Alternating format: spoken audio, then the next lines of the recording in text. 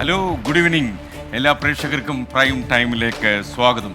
ഇന്ന് ഏറ്റവും സന്തോഷകരമായ ഒരു കാര്യം ഡൽഹിയിൽ സംഭവിച്ചത്, ഡൽഹി കേരള ഹൗസിൽ മുഖ്യമന്ത്രിയും നമ്മുടെ ധനമന്ത്രിയും ഗവർണറും ഒന്നിച്ചു കണ്ടു. മാത്രമല്ല, കേരളത്തിൻ്റെ പ്രശ്നങ്ങൾ കേന്ദ്രത്തിന് മുന്നിൽ സമർപ്പിക്കാൻ ഗവർണർ പിന്തുണ നൽകുമെന്ന് അദ്ദേഹം ഓൾറെഡി പറഞ്ഞു. ഇന്ന് ശരിക്കും അതിനൊരു ചെറിയ ചലനമുണ്ടായി. നിർമ്മലാ സീതാരാമനോട് കാര്യങ്ങളൊക്കെ പറയാൻ മുഖ്യമന്ത്രിക്ക് കഴിഞ്ഞു. ആശാ വർക്കേഴ്സിൻ്റെ കാര്യം പറഞ്ഞില്ല എന്ന് പരാതി വരും. എന്നാൽ പോലും ഇതൊരു പുതിയ തുടക്കമാകട്ടെ എന്ന് ആശംസിക്കുന്നു. പ്രൈം ടൈം ആരംഭിക്കുകയാണ്.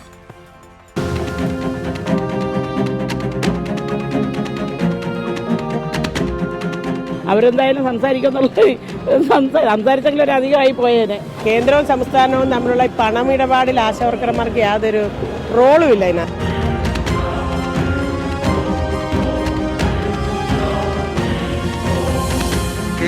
അവർക്ക് എന്തായാലും നല്ലത് സംഭവിച്ചാൽ മതിയാവും. അത് തന്നെയാണ് എൻ്റെ പക്ഷം.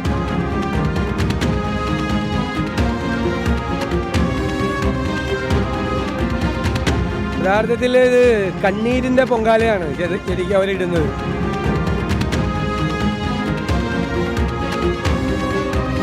കേരളത്തിന് അർഹതപ്പെട്ട വിഹിതം നൽകുന്നതിനെ സംബന്ധിച്ചുള്ള ശക്തമായ ആവശ്യവും ഞങ്ങൾ യോഗത്തിൽ ഉന്നയിക്കുകയുണ്ടായി.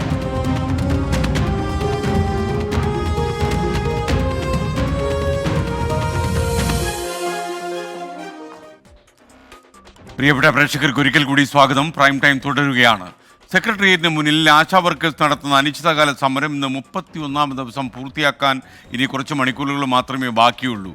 വയനാട് പുനരധിവാസ പാക്കേജിനായി മുഖ്യമന്ത്രി ഇന്ന് ഡൽഹിയിൽ കേന്ദ്ര ധനമന്ത്രിയെ നേരിൽ കണ്ട് ചർച്ച നടത്തിയപ്പോൾ തങ്ങളുടെ കാര്യം കൂടി ബോധിപ്പിക്കും എന്നായിരുന്നു പാപം ആശമാർ ആലോചിച്ചത്. എന്നാൽ അങ്ങനെ ഒരു കാര്യം മുഖ്യമന്ത്രി സൂചിപ്പിച്ചില്ല എന്നറിഞ്ഞപ്പോഴുള്ള പ്രതികരണമാണ് നമ്മൾ അല്പസമയം മുമ്പ് ആശമാരിൽ നിന്ന് കണ്ടത്. അതേസമയം UDF എംപിമാർ ധനമന്ത്രിയെ കണ്ട് ആശമാരുടെ വേതനം സംബന്ധിച്ച് കാര്യങ്ങൾ വിശദീകരിക്കുകയും ചെയ്തു. അനുകൂല പ്രതികരണമാണ് ഉണ്ടായത് എന്നാണ് UDF എംപിമാരുടെ അവകാശവാദം. ഇത് രാഷ്ട്രീയ വിഷയമായിരിക്കാം ഭരണപ്രതിപക്ഷങ്ങളൊക്കെ കാണുന്നു. പക്ഷേ വെയിലും മഴയും സഹിച്ച് നമ്മുടെ ആശമാർ സമരം ചെയ്യുമ്പോൾ അത് അവസാനിപ്പിക്കാനുള്ള നീക്കങ്ങളിലേക്ക് കേന്ദ്ര സർക്കാരും സംസ്ഥാന സർക്കാരും ഇനിയെങ്കിലും കടക്കുന്നതാണ് ഉത്തമം. നാളെ തലസ്ഥാനത്ത് ആറ്റുകാൽ പൊങ്കാലയാണ്. എല്ലാവരും ആഘോഷമായി പൊങ്കാലയിടുമ്പോൾ ആശമാർ പ്രതിഷേധ പൊങ്കാലയിടാൻ തീരുമാനിച്ചിരിക്കുന്നു. അനുഭാവപൂർവമായി ഈ വിഷയത്തിൽ ഇടപെട്ട് പ്രശ്നം പരിഹരിക്കാൻ അധികൃതർ ഇനി വൈകിക്കൂടാ എന്നാണ് നമുക്ക് മനസ്സിലാകുന്നത്. മാത്രമല്ല, നമുക്ക് പറയാനുള്ളതും അത് തന്നെയാണ്. പ്രൈം ടൈം വിത്ത് SKN തുടരുകയാണ്. എല്ലാ പ്രേക്ഷകർക്കും സ്വാഗതം.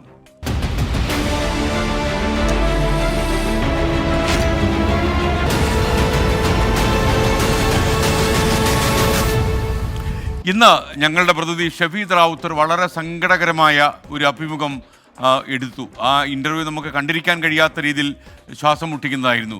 മുന്നോട്ടുള്ള ജീവിതത്തെക്കുറിച്ച് ഓർത്ത് വിതുമ്പി തിരുവനന്തപുരം വെഞ്ഞാറമൂട് കൂട്ടക്കൊലക്കേസിലെ മുഖ്യപ്രതി അപാൻ്റെ പിതാവ് അബ്ദുൾ റഹീം, മുഖ്യപ്രതി ഒരു പ്രതിയേ ഉള്ളൂ, എപ്പോഴും ചേർത്ത് പിടിച്ച കുടുംബത്തെക്കുറിച്ചും മകൻ അപാനെക്കുറിച്ചും 24-നോട് അബ്ദുൾ റഹീം മനസ്സ് തുറന്നു. അപാനോട് പൊരുത്തപ്പെടാൻ കഴിയുന്നില്ലെന്നും അബ്ദുൾ റഹീം 24-നോട് തുറന്നു പറഞ്ഞു. നമുക്ക് അങ്ങോട്ട് പോയി ജീവിക്കാന്ന് അവിടെ പോയി താമസിക്കാൻ ബുദ്ധിമുട്ടുണ്ട്. കാരണം എൻ്റെ മക്കൾ കളിച്ചോളാം വീടാണ്. അങ്ങോട്ട് പോയി താമസിക്കാൻ ബുദ്ധിമുട്ടുണ്ട്. അവിടെ പോകുമ്പോൾ നമുക്ക് അവരെ ഓർമ്മയാണ് മനസ്സിൽ വരും. ജീവിതം പകുത്തുപോയ അബ്ദുൾ റഹീമിന് മുന്നിൽ വലിയ ശൂന്യതയാണ്. ആശുപത്രിവാസം കഴിഞ്ഞാൽ ഭാര്യ ഷെമിയുമായി പേരുമലയിലെ വീട്ടിലേക്ക് പോകുന്നത് ഓർക്കാൻ വയ്യ. മകൻ അഫാൻ ഇതെല്ലാം ചെയ്തെന്ന് ഇനിയും വിശ്വസിച്ചിട്ടില്ല ഭാര്യ ഷെമി. എല്ലാം ഞാൻ പറഞ്ഞായിരുന്നു, എല്ലാ കാര്യങ്ങളും. മരണം ആദ്യം മകൻ്റെ കാര്യമാണ് കൊച്ചുമോൻ്റെ കാര്യം പറഞ്ഞത്. അത് കഴിഞ്ഞ് പിന്നെ ഡോക്ടർമാർ പറഞ്ഞതനുസരിച്ചാണ് എല്ലാ കാര്യങ്ങളും ഞാൻ പറഞ്ഞിട്ടുള്ളത് ഇവിടെ.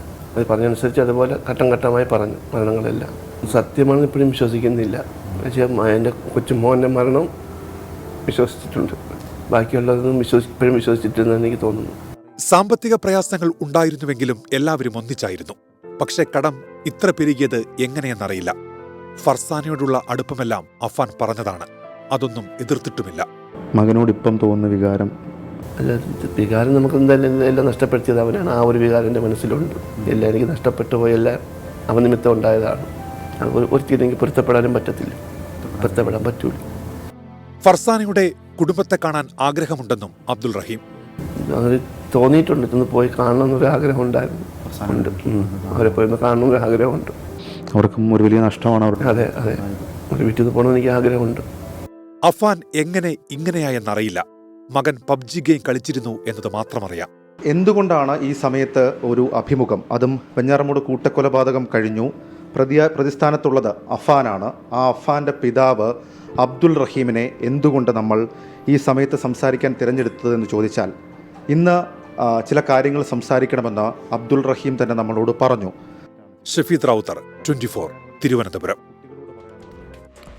എന്തായാലും വളരെ സങ്കടകരമാണ് ഈ അഫാൻ്റെ പിതാവ് അബ്ദുൾ റഹീമിൻ്റെ കാര്യം. കാര്യം സ്വന്തം വീട്ടിൽ പോലും പോകാൻ കഴിയില്ല. അവിടെ ഓർമ്മകൾ ചിറകടിച്ചു വരുമെന്ന കാര്യത്തിൽ സംശയമില്ല. വായ്പയെടുത്ത ബാങ്കിൽ നിന്നും കടം മേടിച്ച ബന്ധുവിൽ നിന്നും കുടുംബത്തിന് വലിയ സമ്മർദ്ദമുണ്ടായെന്ന് അഫാൻ്റെ പിതാവ് അബ്ദുൾ റഹീം വെളിപ്പെടുത്തുന്നു. വീട് ജപ്തി ചെയ്യാൻ തടസ്സമില്ലെന്ന് വെഞ്ഞാറമൂട് സെൻട്രൽ ബാങ്കിലെ അസിസ്റ്റന്റ് മാനേജർ എഴുതി വാങ്ങിയെന്ന് അബ്ദുൾ റഹീം 24 പറഞ്ഞു. വീട് വിറ്റ് കടം വീട്ടെന്ന കാര്യം അഫാനുമായി ദിവസങ്ങൾക്ക് മുമ്പ് സംസാരിച്ചെന്നും അബ്ദുൾ റഹീം ഇന്ന് ഷഫീദ് റാവുത്തറിനോട് വെളിപ്പെടുത്തി. ഇതൊരു പുതിയ വിവരമാണ്. ഇതാണ് ഞാൻ പ്രേക്ഷകരോട് പറയാനുണ്ടെന്ന് പറഞ്ഞൊരു കാര്യം. അതായത് വെഞ്ഞാറമൂട് സെൻട്രൽ ബാങ്കിലെ ഒരു അസിസ്റ്റന്റ് മാനേജർ, ഇത് പോലീസും നമ്മളോട് സ്ഥിരീകരിച്ചൊരു കാര്യമാണ്. ഒരു അസിസ്റ്റന്റ് മാനേജർ നിരന്തരം റഹീമിൻ്റെ കുടുംബത്തെ ഈ പണത്തിൻ്റെ പേരിൽ എനിക്ക് തോന്നുന്നു ഒരു പേപ്പറൊക്കെ ഒപ്പിട്ട് വാങ്ങി. ബാങ്കിലെ അസിസ്റ്റന്റ് മാനേജേഴ്സ് നിരന്തരം ശല്യം ചെയ്തിട്ടുണ്ടെന്നാണ് പറഞ്ഞത്. അദ്ദേഹം ബാങ്ക് തുറന്നു കഴിഞ്ഞാൽ രാവിലെ 8 മണി തൊട്ട് ഇങ്ങനെ വിളിച്ചുകൊണ്ടിരിക്കും, 9 മണി തൊട്ട് വിളിച്ച് രാത്രി വൈകുന്നേരം 5 മണി വരെ നിരന്തരമായി ഇങ്ങനെ വിളിച്ച് ശല്യം ചെയ്തുകൊണ്ടിരുന്നു. നമ്മൾ അടയ്ക്കാനുള്ള പൈസയാണെന്നാലും ഒരു സമയം കൊടുക്കുക. അല്ലെങ്കിൽ വെഞ്ഞാറമൂട് സെൻട്രൽ ബാങ്കിൽ നിന്നും എടുത്ത 15 ലക്ഷം രൂപയുടെ വായ്പ, തട്ടത്തുമലയിലെ ബന്ധുവിൽ നിന്നും വാങ്ങിയ 4.5 ലക്ഷവും സ്വർണവും, ഇതാണ് തനിക്കറിയാവുന്ന സാമ്പത്തിക ബാധ്യതയെന്ന് അബ്ദുൾ റഹീം. ബാങ്കിൽ നിന്നെടുത്ത വായ്പ അടയ്ക്കാൻ താൻ പണം അയച്ചു നൽകി, കുറെ തിരിച്ചടച്ചു. ബാക്കി അടയ്ക്കാത്തതിനാൽ പിന്നീട് വായ്പ പെരുകി. പണം തിരികെ അടയ്ക്കാൻ ബാങ്കിൽ നിന്ന് സമ്മർദ്ദമുണ്ടായെന്ന് അബ്ദുൾ റഹീം. അദ്ദേഹം വന്ന് വീട് ജപ്തി ചെയ്യും. ഇപ്പം 2 ദിവസം മുന്നേ പറഞ്ഞത് അദ്ദേഹം ഒപ്പിട്ട് വാങ്ങിച്ചു വീട് ജപ്തി ചെയ്യും എന്നൊക്കെയാണ് പറഞ്ഞത്. ഇന്നലെ അദ്ദേഹത്തിനെ കാണാൻ പോയിരുന്നപ്പോൾ അദ്ദേഹം ഇതുവരെ പറഞ്ഞു, വൃക്ഷമായി സംസാരിച്ചു. ഞാൻ പറഞ്ഞിട്ടാണ് നിങ്ങളെ മകൻ എല്ലാവരും കൊണ്ടുവന്നൊക്കെ ചോദിച്ചു. അപ്പോൾ നിങ്ങളെ നിമിത്തം എൻ്റെ കുടുംബം നശിച്ചു പോയി, നിങ്ങൾ ഇത്രയും പ്രശ്നങ്ങൾ ഉണ്ടാക്കിയത് കൊണ്ടാണ് എന്ന് ഞാൻ പറഞ്ഞായിരുന്നു. പണം പലിശയ്ക്ക് നൽകിയ ബന്ധുവിൽ നിന്നും സമ്മർദ്ദമുണ്ടായി. അല്ല, തട്ടത്തിലത്തെ ബാധ്യത കൊണ്ട് അവരിങ്ങനെ കറക്റ്റ് സമയമാകുമ്പോൾ പലിശയ്ക്ക് ഇങ്ങനെ ബുദ്ധിമുട്ടിക്കാറുണ്ട് എന്ന് പറഞ്ഞു. പലിശയ്ക്കാണ് അത് പലിശയ്ക്ക് കൊടുത്തത് പൈസയാണ്. അതിങ്ങനെ ആ സമയം ഇങ്ങനെ ബുദ്ധിമുട്ടിക്കും, ഞാൻ ഇങ്ങോട്ട് വരും. അങ്ങനെ സ്ഥിരത്തിൽ ഭീഷണി പോലെ ഉണ്ടായിരുന്നു. തനിക്കറിയാവുന്നതിലുമേറെ എങ്ങനെ കടം പെരുകിയെന്ന് അബ്ദുൾ റഹീമിനും അറിയില്ല. വീട് വിറ്റ് സാമ്പത്തിക പ്രതിസന്ധി പരിഹരിക്കുന്നതിനെ കുറിച്ചാണ് അഫാനുമായി അവസാനം അബ്ദുൾ റഹീം സംസാരിച്ചത്. എന്നാൽ ഇതെല്ലാം ജീവിതം ഇങ്ങനെ കീഴ്മേൽ മറയ്ക്കുമെന്ന് അബ്ദുൾ റഹീം കരുതിയില്ല. ഷഫീദ് റാവുത്തർ, 24, തിരുവനന്തപുരം. എന്തായാലും വളരെ സങ്കടകരമാണ്. അദ്ദേഹം ഇനി എങ്ങനെ മുന്നോട്ട് പോകുമെന്നുള്ള കാര്യത്തിലൊക്കെ വലിയ പ്രശ്നമാണ് അദ്ദേഹത്തിന്. മറ്റൊരു വാർത്തയിലേക്ക്. കാലടി സംസ്കൃത സർവകലാശാല കടുത്ത സാമ്പത്തിക പ്രതിസന്ധിയിലെന്ന് സൂചന. സർക്കാർ പ്ലാൻ ഫണ്ട് തടഞ്ഞു വെച്ചതാണ് ഈ പ്രതിസന്ധിക്ക് ഇപ്പോൾ പെട്ടെന്നുണ്ടായ കാരണം. ധനവകുപ്പ് അനുവദിച്ച 2,65 ലക്ഷം രൂപ സർവകലാശാലയ്ക്ക് ഇതുവരെ ലഭിച്ചിട്ടില്ല. പിന്നിൽ ഉന്നത വിദ്യാഭ്യാസ മന്ത്രിയുടെ ഓഫീസ് ഇടപെട്ടു എന്നാണ് പരാതി. 24 പ്രൈം ടൈം ബ്രേക്കിംഗുമായി നിതിൻ അംബുജൻ ചേരുന്നു. പറയൂ നിതിൻ, പ്രൈം ടൈമിലേക്ക് താങ്കൾക്ക് സ്വാഗതം. Good evening. എന്തായാലും ഈ സാമ്പത്തിക വർഷം അവസാനിക്കാൻ ഏതാനും ദിവസങ്ങൾ മാത്രം ശേഷിക്കെയാണ് ഇത്തരത്തിൽ സർവകലാശാലയ്ക്ക് ഇപ്പോഴും ഫണ്ട് ലഭിക്കാത്തതിനെ തുടർന്ന് വലിയ പ്രതിസന്ധി നേരിടുന്നത്. സർവകലാശാലയുടെ പ്രവർത്തനം തന്നെ താളം തെറ്റുന്ന നിലയിലാണ് ഈ ഫണ്ട് ഇപ്പോൾ തടഞ്ഞു വെച്ചിരിക്കുന്നത്. പ്രധാനമായും ഉയരുന്നൊരു പരാതി, 2011 സർവകലാശാലയിൽ മലയാള വിഭാഗം അധ്യാപകനായി ഗസ്റ്റ് ലെക്ചറായി അവിടെ നിയമിതനായ ഒരു അധ്യാപകൻ 2016 സ്ഥിരം നിയമനം ലഭിക്കുന്നത്. ഈ അധ്യാപകന് സ്ഥിരം നിയമനം ലഭിക്കുന്ന അധ്യാപകനെ 2011 മുതലുള്ള സർവീസ് കാലം അത് കണക്കാക്കി മുൻകാല പ്രാബല്യത്തോടു തന്നെ പെൻഷൻ ഉൾപ്പെടെയുള്ള ആനുകൂല്യങ്ങൾ നൽകണമെന്ന് ഉന്നത വിദ്യാഭ്യാസ മന്ത്രിയുടെ ഓഫീസ് ഉത്തരവിട്ടിരുന്നു. പക്ഷേ ഈ ഉത്തരവ് നടപ്പാക്കാൻ സർവകലാശാല തയ്യാറായില്ല. ചട്ടവിരുദ്ധമായ നിലയിലാണ് സർക്കാരിന്റെ ഇടപെടലെന്നാണ് സർവകലാശാലയിൽ നിന്ന് ഈ ഒരു ഉത്തരവ് നടപ്പാക്കാതിരുന്നത്. ഇതിനെ തുടർന്നാണ് ഇപ്പോൾ പ്ലാൻ ഫണ്ട് തടഞ്ഞു വെച്ചിരിക്കുന്നത്. 2024-25 സാമ്പത്തിക വർഷത്തിലെ 2,65 ലക്ഷം രൂപയാണ് സർക്കാർ ഇപ്പോൾ ഈ പ്ലാൻ ഫണ്ടായി സർവകലാശാലയ്ക്ക് തടഞ്ഞു വെച്ചിരിക്കുന്നത്. ഇങ്ങനെ തടഞ്ഞു വെച്ചതോടെ തന്നെ സർവകലാശാലയുടെ പ്രവർത്തനം ആകെ അവതാളത്തിലാണ്. നമുക്കറിയാം, അക്കാദമിക പ്രവർത്തനങ്ങളും പാഠ്യേതര പ്രവർത്തനങ്ങൾ കൂടാതെ സെമിനാറുകളെല്ലാം നടപ്പാക്കണം. അതോടൊപ്പം തന്നെ സർവകലാശാലയുടെ വികസന പ്രവർത്തനങ്ങൾക്കെല്ലാം ഉപയോഗിക്കേണ്ട ഈ ഫണ്ടാണ് ഇപ്പോൾ തടഞ്ഞു വെച്ചിരിക്കുന്നത്. ഇതോടുകൂടി തന്നെ സർവകലാശാലയുടെ പ്രവർത്തനമാകെ അവതാളത്തിലായിരിക്കുകയാണ്. നേരത്തെ ഇടതുപക്ഷ വിദ്യാർത്ഥി സംഘടനകളും അതോടൊപ്പം തന്നെ അധ്യാപക സംഘടനകളും വലിയ അമർഷം ഈ ഒരു വിഷയത്തിൽ സർക്കാരിന്റെ നടപടിക്കെതിരെ ഉയർന്നിരുന്നു. ഇടത് അധ്യാപക സംഘടനയിൽപ്പെട്ട അധ്യാപകനാണ് ഇത്തരത്തിൽ വഴിവിട്ട നിയമത്തിലൂടെ ചട്ടവിരുദ്ധമായ നീക്കത്തിലൂടെ ഈ ഒരു ആനുകൂല്യങ്ങൾ നൽകണമെന്ന് സർക്കാർ ഉത്തരവിട്ടിരിക്കുന്നത്. ഇതിനെതിരെ വലിയ പ്രതിഷേധം സർവകലാശാലയിൽ ഉയരുന്നുണ്ട്. എന്തായാലും ഈ സാമ്പത്തിക വർഷം അവസാനിക്കാൻ ദിവസങ്ങൾ മാത്രം ശേഷിക്കെ സർക്കാരിന്റെ ഭാഗത്തുനിന്നും ഒരു അനുകൂല നിലപാട് ഉണ്ടായില്ലെങ്കിൽ വലിയ പ്രതിസന്ധിയിലേക്ക് പോകും. ഒരു സാമ്പത്തിക ഉപരോധം തന്നെ സർക്കാർ ഏർപ്പെടുത്തിയെന്ന് തന്നെ പറയേണ്ടിയിരിക്കുന്നു. എന്തായാലും വലിയ പ്രതിഷേധങ്ങൾ ഉയരുന്നുണ്ട്. 2,65,00,000 രൂപയാണ് സർക്കാർ ഇപ്പോൾ ഈ ഒരു പ്ലാൻ ഫണ്ടായി സർവകലാശാലയ്ക്ക് നൽകേണ്ടത്. പക്ഷേ ഇതുവരെ നൽകിയിട്ടില്ല എന്ന പരാതിയാണ് ഉയർന്നിരിക്കുന്നത്. ഇനിയുള്ള ദിവസങ്ങളിൽ സർക്കാരിന്റെ ഭാഗത്തുനിന്ന് ഒരു അനുകൂല നിലപാടുണ്ടായില്ലെങ്കിൽ ഒരു പരസ്യ പ്രതിഷേധത്തിലേക്ക് തന്നെ വിദ്യാർത്ഥി സംഘടനകളും അതോടൊപ്പം തന്നെ അധ്യാപക സംഘടനകളും നീങ്ങാനുള്ളൊരു നീക്കമാണ് നടക്കാൻ ആലോചിക്കുന്നത്. എന്തായാലും അതുമായി ബന്ധപ്പെട്ട ഒരു പ്രതിഷേധം ഇതിനകം തന്നെ സർവകലാശാലയിൽ ഉയർന്നിരുന്നു. സ്വാഭാവികമായിട്ടും നേരത്തെ സൂചിപ്പിച്ച പോലെ തന്നെ ഒരു അധ്യാപകന് വേണ്ടിയാണ് സർക്കാരിന്റെ ഭാഗത്തും ഇത്തരമൊരു സമ്മർദ്ദം സർവകലാശാലയ്ക്ക് മേൽ ചുമത്തുന്നത്. പക്ഷേ ഈ സർവകലാശാല ഈ സമ്മർദ്ദത്തിന് വഴങ്ങിയാൽ ഒരുപക്ഷെ മറ്റ് അധ്യാപകരും സമാനമായ ഒരു ആവശ്യം ഉന്നയിച്ച് ഒരു കീഴ്വഴക്കമായി തന്നെ കണ്ടുകൊണ്ട് ഇത്തരം ആവശ്യങ്ങൾ ഉന്നയിക്കാൻ സാധ്യതയുണ്ട്. അതുകൊണ്ട് തന്നെ അതൊരു കീഴ്വഴക്കമാക്കേണ്ടതില്ല എന്ന നിലപാട് സർവകലാശാല സ്വീകരിക്കുന്നു. ഈ ഒരു പശ്ചാത്തലത്തിലാണ് സർക്കാരിന്റെ ഈ ഒരു ചട്ടവിരുദ്ധമായ നീക്കത്തിന് സർവകലാശാല കൂട്ടുപിടിക്കാത്തത്. അതിനെ തുടർന്നാണ് ഇപ്പോൾ പ്ലാൻ ഫണ്ട് തടഞ്ഞുവെക്കുന്ന നിലയിലേക്ക് സർക്കാരിന്റെ ഭാഗത്തുനിന്ന് ഒരു പ്രകോപനവും ഉണ്ടായിരിക്കുന്നത്. SKN. Okay, thank you Nithin Ambujan. Mundakkai Chooralmala പുനരധിവാസവും എയിംസ് ഉൾപ്പെടെയുള്ള ആവശ്യങ്ങളും കേന്ദ്ര ധനമന്ത്രി നിർമ്മലാ സീതാരാമനെ നേരിട്ട് അറിയിച്ചു സംസ്ഥാന സർക്കാർ എന്ന് ഡൽഹി കേരള ഹൗസിൽ ഗവർണർ രാജേന്ദ്ര വിശ്വനാഥ് അർലേക്കറും മുഖ്യമന്ത്രി പിണറായി വിജയനുമാണ് നിർമ്മലാ സീതാരാമനുമായി കൂടിക്കാഴ്ച നടത്തിയത്. എന്നാൽ ആശാ വർക്കേഴ്സിന്റെ സമരം ചർച്ചയിൽ വന്നില്ല. കേന്ദ്രത്തിന് കേരളത്തോട് ചിറ്റമ്മ നയമാണെന്നും ആശാ വർക്കേഴ്സിന്റെ സമരം കൂടിക്കാഴ്ചയിൽ ഉന്നയിക്കാമായിരുന്നുവെന്നും KC വേണുഗോപാൽ MP ഇന്ന് പ്രതികരിച്ചു. രാവിലെ 9 മണിയോടെയാണ് കേന്ദ്ര ധനമന്ത്രി നിർമ്മലാ സീതാരാമൻ കേരള ഹൗസിൽ എത്തിയത്. പ്രഭാത ഭക്ഷണത്തിന് ശേഷമാണ് കേരളത്തിന്റെ ആവശ്യങ്ങൾ സംബന്ധിച്ചുള്ള വിശദമായ ചർച്ചകൾ നടന്നത്. 45 മിനിറ്റ് നീണ്ടുനിന്ന കൂടിക്കാഴ്ചയിൽ അരമണിക്കൂറോളം ഗവർണർ രാജേന്ദ്ര വിശ്വനാഥ് അർലേക്കറും പങ്കെടുത്തു. പ്രൊഫസർ KV തോമസും additional chief secretary doctor A ജയതിലകും ചർച്ചയുടെ ഭാഗമായി. വയനാട് പുനരധിവാസത്തിനുള്ള വായ്പാ വിനിയോഗ കാലാവധി നീട്ടി നൽകുന്നത്, വിഴിഞ്ഞം തുറമുഖം, വായ്പാ പരിധി, എയിംസ് തുടങ്ങിയവ കൂടിക്കാഴ്ചയിൽ ചർച്ചയായി. എന്നാൽ ആശാ വർക്കേഴ്സ് വിഷയം ചർച്ചയായില്ല. മുഖ്യമന്ത്രിയോ കേന്ദ്ര ധനമന്ത്രിയോ വിഷയം ഉന്നയിച്ചില്ലെന്നാണ് സർക്കാർ വൃത്തങ്ങളിൽ നിന്നും ലഭിക്കുന്ന വിവരം. ആശാ വർക്കേഴ്സിന്റെ സമരം ഉന്നയിക്കേണ്ടതായിരുന്നുവെന്ന് KC വേണുഗോപാൽ MP. മുഖ്യമന്ത്രി ആ ചർച്ചയിൽ പാവപ്പെട്ട ആശാ വർക്കർമാരുടെ വിഷയം കൂടെ ഉണ്ടാവുമെന്നാണ് ഞാൻ വിചാരിക്കുന്നത്. മുഖ്യമന്ത്രിക്ക് ഇപ്പോൾ ആകെ ഒരു ശ്രദ്ധയുള്ളത് ഈ വൻ നിക്ഷേപങ്ങളും വൻ മുതലാളി സംരംഭങ്ങളും. ഇവിടെ ഇപ്പോൾ കടൽമണ്ഡലത്തിൻ്റെ കാര്യത്തിൽ മോഡി ചെയ്യുന്നത് പോലെ തന്നെ അത്രയുള്ള കണ്ണാണ് പാവപ്പെട്ട ആശാ വർക്കർമാരുടെയും അതുപോലെ പെൻഷൻകാരുടെയും അതുപോലെ തൊഴിലുറപ്പ് തൊഴിലാളികളുടെയും ഒക്കെ പ്രശ്നങ്ങൾ കൂടി ഉന്നയിക്കണം. കാരണം അവിടെ ഒരുപാട് ഡ്യൂ ഉണ്ട് തൊഴിലുറപ്പ് തൊഴിലാളികൾക്ക്. കേരളത്തിന്റെ ആവശ്യങ്ങൾ അനുഭാവപൂർവ്വം പരിഗണിക്കാമെന്ന് കൂടിക്കാഴ്ചയിൽ ധനമന്ത്രി അറിയിച്ചതായാണ് വിവരം. കൂടിക്കാഴ്ചയ്ക്ക് ശേഷം മുഖ്യമന്ത്രിയോ ധനമന്ത്രിയോ മാധ്യമങ്ങളോട് പ്രതികരിച്ചില്ല. കൂടിക്കാഴ്ച അനൌദ്യോഗികമെന്നാണ് സംസ്ഥാന സർക്കാരിന്റെ വിശദീകരണം. ബൽറാം നെടുങ്ങാടി, 24 ഡൽഹി. 24 എക്സ്ക്ലൂസീവ് വാർത്തയാണ് ഇനി. സർക്കാർ പരിപാടിക്കായി വീണ്ടും തദ്ദേശ സ്ഥാപനങ്ങളുടെ ഫണ്ടിൽ നിന്ന് പണം നൽകാൻ നിർദ്ദേശം. മാലിന്യ സംസ്കരണത്തിലെ സർക്കാർ നേട്ടങ്ങൾ പ്രദർശിപ്പിക്കാൻ നടത്തുന്ന വൃത്തി കോൺക്ലേവിനാണ് തദ്ദേശ സ്ഥാപനങ്ങൾ ഫണ്ട് നൽകേണ്ടത്. 1200 തദ്ദേശ സ്ഥാപനങ്ങളിൽ നിന്നും 8 കോടിയിലധികം രൂപയാണ് ഇങ്ങനെ പിരിച്ചെടുക്കുക. ഈ ബ്രേക്കിംഗ് വാർത്ത വിവരങ്ങളുമായി ഉമേഷ് ബാലകൃഷ്ണൻ ചേരുന്നു തിരുവനന്തപുരത്ത് നിന്ന്. പറയൂ ഉമേഷ്. Good evening SKN. സാധാരണഗതിയിൽ ഇത്തരത്തിൽ കോൺക്ലേവുകളെല്ലാം നടത്തുന്നത് അതാത് വകുപ്പുകളുടെ ഫണ്ട് ഉപയോഗിച്ചാണ്. സംസ്ഥാനത്ത് മാലിന്യ സംസ്കരണം രാജ്യത്ത് തന്നെ മാതൃകയായ രീതിയിൽ നടപ്പാക്കുന്ന സംസ്ഥാനമാണ്.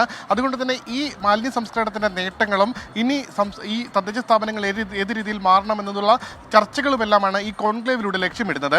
പക്ഷേ അതിനുള്ള പണം സംസ്ഥാനത്തെ തദ്ദേശ സ്ഥാപനങ്ങൾ നൽകണമെന്നാണ് ഇപ്പോൾ തദ്ദേശ സ്വയംഭരണ വകുപ്പിൻ്റെ ഉത്തരവിൽ പറയുന്നത്. അതായത് സംസ്ഥാനത്തെ 1200 തദ്ദേശ സ്ഥാപനങ്ങളിൽ നിന്ന് 8,13,00,000 രൂപ പിരിച്ചെടുക്കാനാണ് ഇപ്പോൾ ലക്ഷ്യമിടുന്നത്. അതിന് ഓരോ തദ്ദേശ സ്ഥാപനങ്ങൾക്കും കോട്ട നിശ്ചയിച്ച് നൽകിയിരിക്കുന്നു. ഗ്രാമപഞ്ചായത്തുകൾ 25,000 രൂപ വീതം നൽകണം. ബ്ലോക്ക് പഞ്ചായത്തുകളും മുനിസിപ്പാലിറ്റികളും 2 ലക്ഷം രൂപ വീതമാണ് നൽകേണ്ടത്. ജില്ലാ പഞ്ചായത്തുകളും മുനിസിപ്പൽ കോർപ്പറേഷനുകളും 5 ലക്ഷം രൂപ വീതം നൽകണം. ഇങ്ങനെയാണ് 8,13,00,000 രൂപ സർക്കാർ തദ്ദേശ സ്വയംഭരണ വകുപ്പ് സമാഹരിക്കാൻ തീരുമാനിച്ചിരിക്കുന്നത്. ഈ കോൺക്ലേവ് ഏപ്രിൽ 9 മുതൽ 13 വരെ തിരുവനന്തപുരം കനകക്കുന്നിൽ നടത്താനാണ് നിശ്ചയിച്ചിരിക്കുന്നത്. പരിപാടിയുടെ സ്പോൺസർഷിപ്പായിട്ടും ഈ തുക സമാഹരിക്കാൻ തീരുമാനിച്ചിട്ടുണ്ട്. കോൺക്ലേവ് അല്ലെങ്കിൽ സ്പോൺസർഷിപ്പ് ലഭിച്ചില്ല എങ്കിൽ തനത് ഫണ്ടിൽ നിന്നോ അല്ലെങ്കിൽ 15ാം ധനകാര്യ കമ്മീഷന്റെ ഗ്രാൻഡിൽ നിന്നോ പ്ലാൻ ഫണ്ടിൽ നിന്നോ എടുക്കണമെന്നുള്ളതാണ് ഇതിൽ ഏറ്റവും സുപ്രധാനം. കാരണം തനത് ഫണ്ടുകൾ പ്രാദേശിക സർക്കാരുകളുടെ പ്രാദേശിക വികസനത്തിന് വേണ്ടിയാണ് സാധാരണഗതിയിൽ ഉപയോഗിക്കാറ്. അങ്ങനെയാണ് ഒരു രീതിയും. പക്ഷേ അത് സംസ്ഥാന തലത്തിൽ ഒരു പരിപാടി നടത്താൻ സാധാരണ ഉപയോഗിക്കാറില്ല. അത് ഉപയോഗിച്ച് കണ്ടത് ഈ കഴിഞ്ഞ നവകേരള സദസ്സിന് വേണ്ടിയായിരുന്നു. പക്ഷേ വീണ്ടും സമാനമായി പ്രാദേശിക സർക്കാരുകൾക്ക് ലഭിക്കുന്ന അല്ലെങ്കിൽ അവരുടെ ഫണ്ടുകൾ ഈ സംസ്ഥാന തലത്തിലുള്ള ഒരു ക്യാമ്പയിന് വേണ്ടി ഒരു കോൺക്ലേവിന് വേണ്ടി ഉപയോഗിക്കാൻ തീരുമാനിച്ചിരിക്കുന്നു എന്നുള്ളതാണ് ഇതിൽ മറ്റൊരു വസ്തുത. SKN. Okay, thank U Umesh Balakrishnan. Faisal Wayanad പറയുന്നു, കേരളത്തിൽ ഇപ്പം അങ്ങോളം ഇങ്ങോളം ചെറിയ മഴ പെയ്യുന്നുണ്ട്, ഡ്രൈവേഴ്സ് ശ്രദ്ധിക്കുക, പെട്ടെന്നുള്ളത് അപകടം ഉണ്ടാക്കും എന്നാണ് പറയുന്നത്.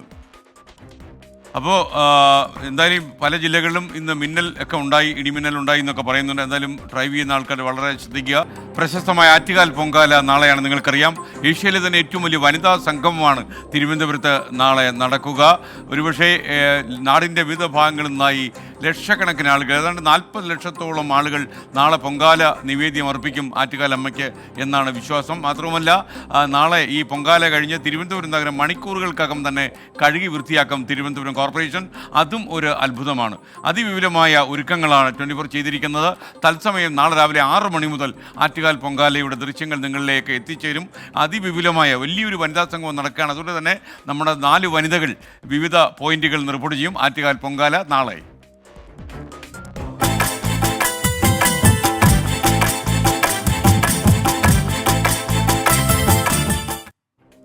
ആറ്റുകാൽ പൊങ്കാലയ്ക്ക് ഇനി മണിക്കൂറുകൾ മാത്രം. 10,000-കണക്കിന് സ്ത്രീകളാണ് തിരുവനന്തപുരത്തേക്ക് ഈ രാത്രിയിലും ഇപ്പോൾ എത്തിക്കൊണ്ടിരിക്കുന്നത്. ഒരുക്കങ്ങളെല്ലാം പൂർത്തിയായതായി ക്ഷേത്ര ട്രസ്റ്റ് ഭാരവാഹികൾ അറിയിച്ചു. പൊങ്കാലയോടനുബന്ധിച്ച് കർശന സുരക്ഷയാണ് പോലീസ് ഏർപ്പെടുത്തിയിട്ടുള്ളത്. ഇപ്പോൾ അതിൻ്റെ ആകാശ ദൃശ്യമാണ് പ്രേക്ഷകർ കാണുന്നത്. ആറ്റുകാൽ ദേവീക്ഷേത്രത്തിൻ്റെ മുകളിൽ നമ്മുടെ ഡ്രോൺ ദൃശ്യങ്ങൾ ആണ് പ്രേക്ഷകർ ഇപ്പോൾ കണ്ടുകൊണ്ടിരിക്കുന്നത്. ഒരുപക്ഷെ നാളെ ഇതൊന്നും ആയിരിക്കില്ല അവസ്ഥ. ഇപ്പോൾ അവിടെ ശരിക്കും ജനനിബിഡമാണ് ആറ്റുകാൽ ക്ഷേത്ര പരിസരം. എന്നാൽ നാളെയാകുമ്പോൾ 40 ലക്ഷത്തോളം ആളുകൾ അനന്തപുരിയിൽ എത്തുമ്പോൾ അക്ഷരാർത്ഥത്തിൽ ആറ്റുകാൽ പൊങ്കാലയുടെ ഭക്തി നിറവിൽ അമരും തിരുവനന്തപുരം നഗരം. തിരുവനന്തപുരം നഗരത്തിൻ്റെ വിവിധ പ്രദേശങ്ങളിലേക്ക് ഈ ആറ്റുകാൽ പൊങ്കാലയുടെ അടുപ്പ് നീളുന്നു എന്നതാണ് ഈ കാലത്ത് ഏറ്റവും വലിയ പ്രത്യേകത. ഓരോ കൊല്ലം കഴിയും തോറും ആളുകൾ കൂടി വരികയാണ്. പ്രവിത ലക്ഷ്മി ആറ്റുകാൽ ക്ഷേത്രത്തിന് മുന്നിൽ നിന്ന് നമുക്കൊപ്പം ചേരുകയാണ്. പ്രവിത, എന്തൊക്കെയാണ് ആറ്റുകാലിൽ നിന്ന് നമുക്ക് ലഭിക്കുന്ന വിവരങ്ങൾ? പറയൂ.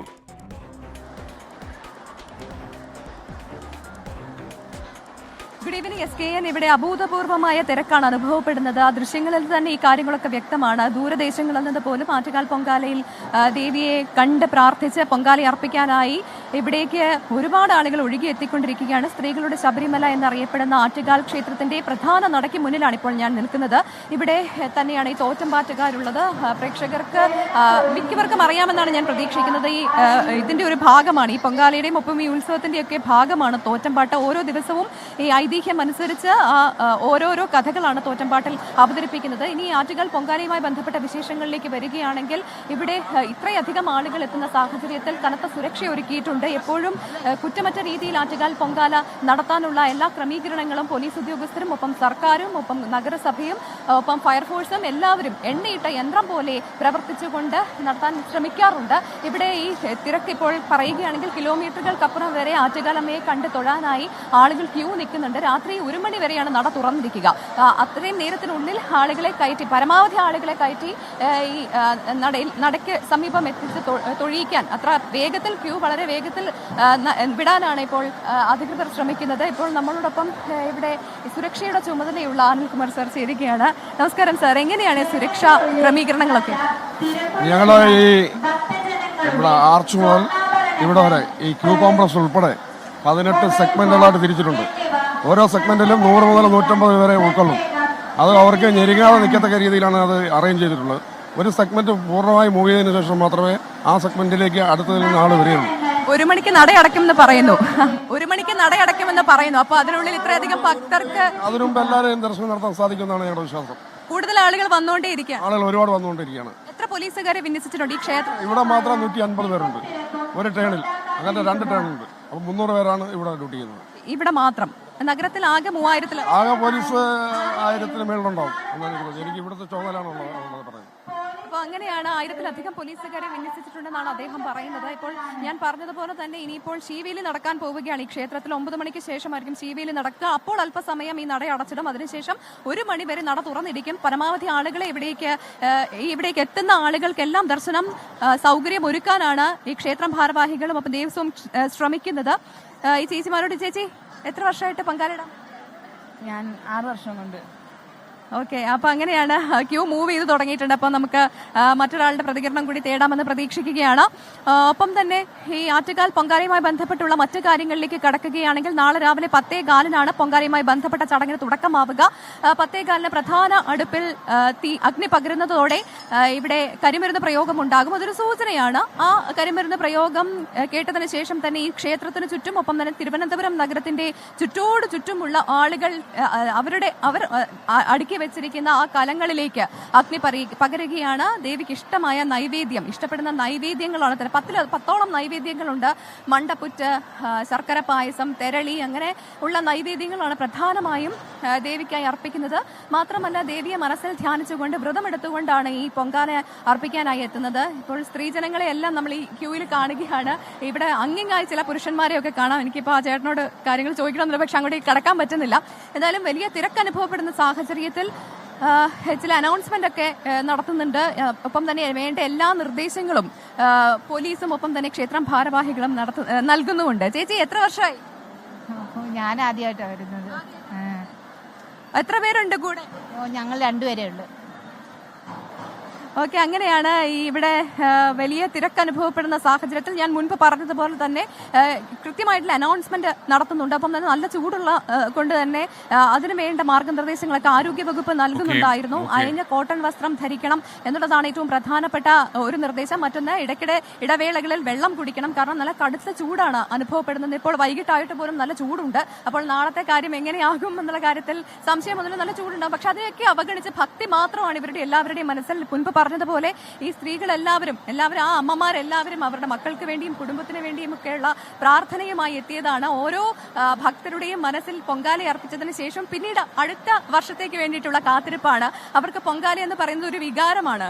അപ്പോൾ ആ പൊങ്കാല അർപ്പിക്കാൻ എത്തിയതിന്റെ സന്തോഷവും ആ ഒരു നിർവൃതിയും എല്ലാം ഈ ഭക്തരുടെ മുഖത്തുണ്ട്. അപ്പോൾ നാളെ രാവിലെ പൊങ്കാല അർപ്പിക്കാനുള്ള കാത്തിരിപ്പ്, ഇനി മണിക്കൂറുകൾ നീണ്ട കാത്തിരിപ്പ് മാത്രമാണ് പൊങ്കാല അർപ്പിക്കാനുള്ളത്. SK. Okay, thank you. Attukal പൊങ്കാലയ്ക്ക് ഇനി മണിക്കൂറുകൾ മാത്രം. 10,000-കണക്കിന് സ്ത്രീകളാണ് തിരുവനന്തപുരത്തേക്ക് ഈ രാത്രിയിലും എത്തിക്കൊണ്ടിരിക്കുന്നത്. ഒരുക്കങ്ങളെല്ലാം പൂർത്തിയായതായി ക്ഷേത്ര ട്രസ്റ്റ് ഭാരവാഹികൾ അറിയിച്ചു. പൊങ്കാലയോടനുബന്ധിച്ച് കർശന സുരക്ഷയാണ് പോലീസ് ഏർപ്പെടുത്തിയിട്ടുള്ളത്. വിവരങ്ങളുമായി മേഘന മുരളി നമുക്കൊപ്പം ചേരുകയാണ്. മേഘന, പ്രൈം ടൈമിലേക്ക് സ്വാഗതം. ആറ്റുകാൽ പരിസരമാകെ ഭക്തി നിർഭരമായിരിക്കുന്നു. ഒരുപാട് ആളുകൾ എത്തിക്കഴിഞ്ഞു. ഇപ്പോഴും ആളുകൾ, ലക്ഷക്കണക്കിന് ആൾക്കാർ സംസ്ഥാനത്തിൻ്റെ വിവിധ ഭാഗങ്ങളിൽ നിന്ന് അങ്ങോട്ടേക്ക് പ്രവഹിച്ചുകൊണ്ടേയിരിക്കുകയാണ്.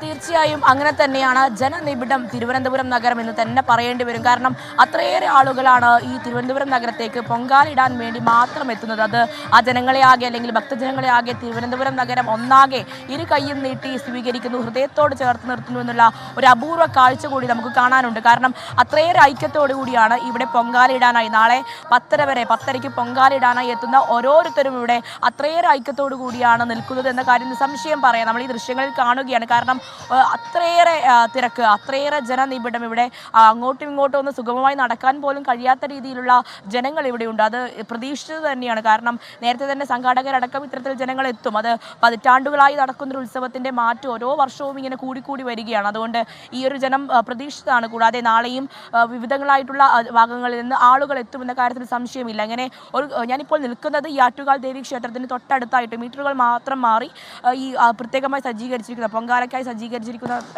പ്രദേശത്താണ്.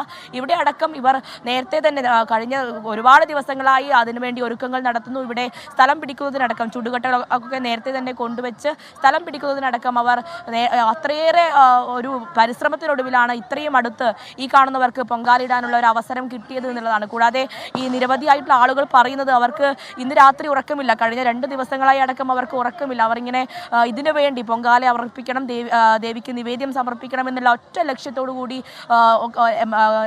ഒരുമിച്ച് മുന്നോട്ട് പോകുന്ന ഒരു കാഴ്ച കൂടി നമുക്ക് കാണാനുണ്ട്. നമുക്ക് പ്രതികരണങ്ങളടക്കം ചോദിക്കേണ്ടതുണ്ട്. അവർ ഇന്ന് ഉറക്കമില്ലാത്ത രാത്രിയാണെന്നറിയാം. ചേച്ചി, ദേവിക്ക് തൊട്ടടുത്ത് നിവേദ്യം സമർപ്പിക്കാനുള്ള ഒരു ഭാഗ്യം കിട്ടിയിട്ടുണ്ട് ഇത്തവണ. എന്ത് തോന്നുന്നു?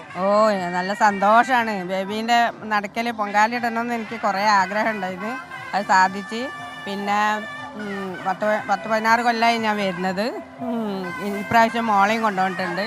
അങ്ങനെ തന്നെയാണ്. കാരണം ഈ ദേവിക്കടുത്ത് പൊങ്കാലയിടുക എന്ന് പറയുന്നത് അവരെ സംബന്ധിച്ചിടത്തോളം അത് കുറച്ചുകൂടി അനുഗ്രഹമാണ് എന്നുള്ളതാണ് അവർ വിശ്വസിക്കുന്നത്.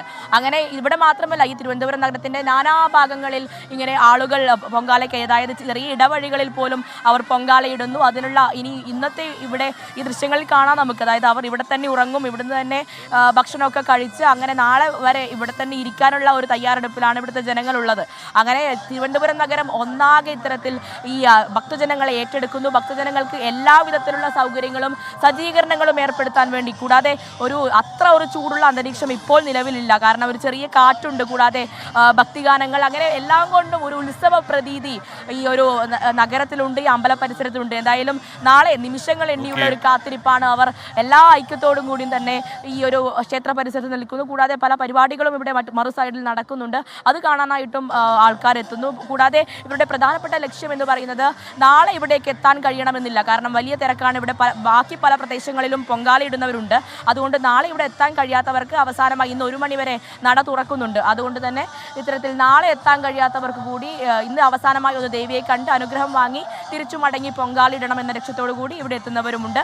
എന്തായാലും തിരുവനന്തപുരം നഗരം ഇവരെ ഏറ്റെടുത്തു കഴിഞ്ഞു. SKN. Okay, thank you. Chottanikkara ദേവീക്ഷേത്രത്തിലെ മകം തൊഴലിന് ഇത്തവണയും വൻ ഭക്തജനത്തിരക്ക്.